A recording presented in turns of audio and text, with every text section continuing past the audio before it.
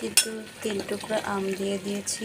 তরকারিটা কিন্তু টক হলে একটু বেশি ভালো লাগবে, তাই 3টা আমের টুকরা দিয়ে দিলাম।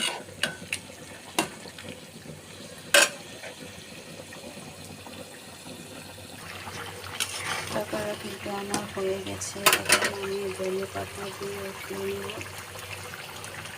আর এগুলো কিন্তু বিলাতি ধনে পাতা।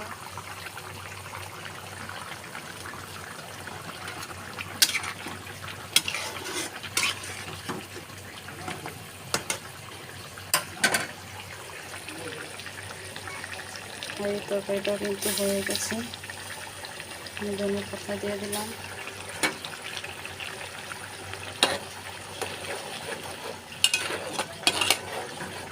আমটাও কিন্তু সিদ্ধ হয়ে গেছে। আজকে আমার ভিডিও পর্যন্ত রইল। ভালো থাকবে সবাই। আল্লাহ হাফেজ।